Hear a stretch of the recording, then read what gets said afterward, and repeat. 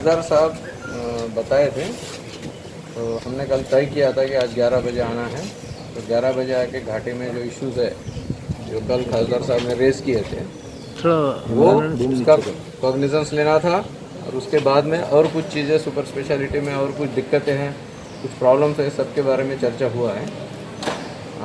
चर्चा निकल के सोल्यूशंस भी निकले हैं। बहुत सारी चीज़ें अभी रेक्टिफाई करना ज़रूरी है।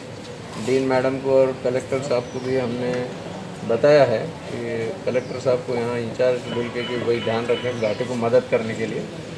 तो वो तो अपना काम बहुत बखूबी ढंग से कर रहे हैं। जो जो करेक्शन और जो सूचनाएं खासदार साहब ने की है उस हिसाब से जो जो अच्छा हो सकता है शहर के लिए, शहर के सभी बाशिंदों के लिए, वो करने का काम चालू है। तर मेडिसिनबद्दल काय चौकशी झाली आज त्याच्याबद्दल काही सांगता? मेडिसिनबद्दल चौकशी झालेली आहे. जे मेडिसिन अवेलेबल आहे आणि अवेलेबल असताना जे मेडिसिन वापरल्या मागून गेलं त्याच्याबद्दल जिल्हाधिकारी साहेब चौकशी करून कारवाई करतील. खासदार साहब ने एक प्रतिनिधि एक केस दिया था एज ए एग्जाम्पल करके। केस का पूरा तहकीकात हमने कर लिया है।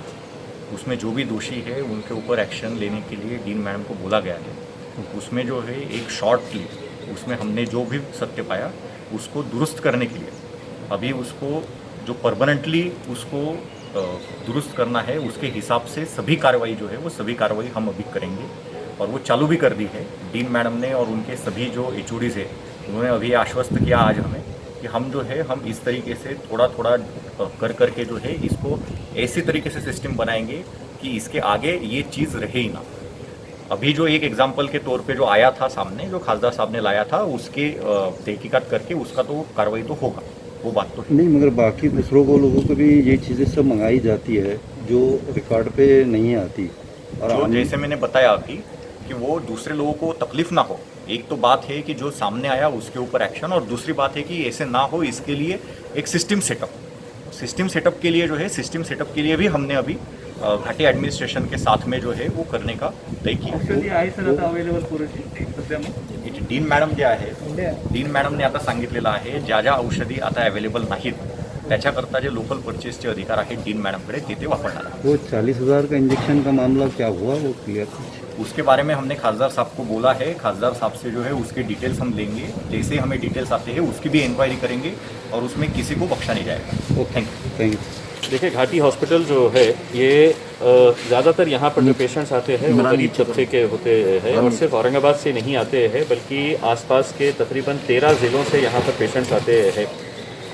मैं सबसे पहले तो घाटी हॉस्पिटल के पूरे स्टाफ का, चाहे वो डॉक्टर्स हो या स्वीपर्स हो या नर्सिंग स्टाफ हो, जितने भी लोग यहाँ पर दिन और रात मेहनत कर रहे हैं, मैं उनका तहे दिल से शुक्रिया अदा करता हूँ कि पिछले 3 महीनों से ये बहुत शिद्दत के साथ मेहनत कर रहे हैं, काम कर रहे हैं।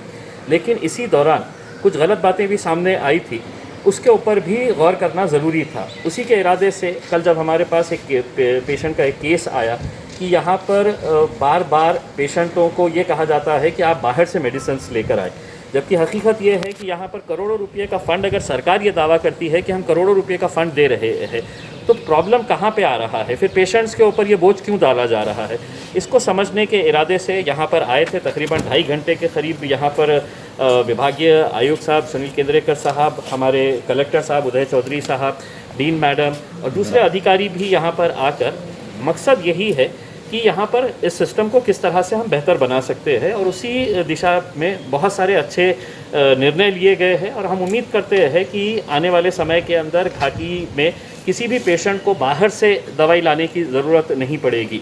जहाँ तक इस केस के बारे में बात है, ये साबित हुआ है कि मतलब कहीं ना कहीं किसी न किसी से गलती हुई है।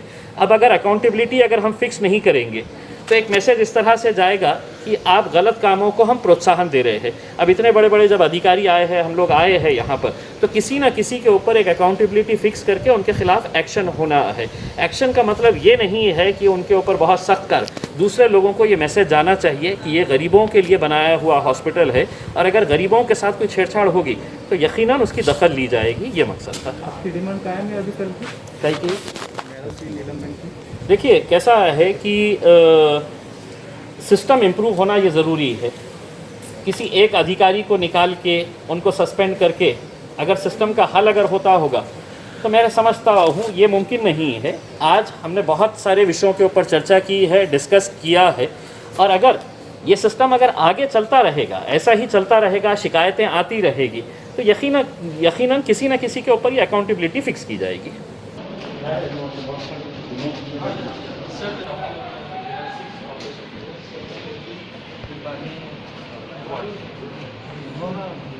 ये कोविड पॉजिटिव की तरफ जा रहे हैं रुको जी। हाँ जी अंदर बताओ आगे कोई प्रोटेक्शन नहीं है कोविड पॉजिटिव वाइटे का पॉजिटिव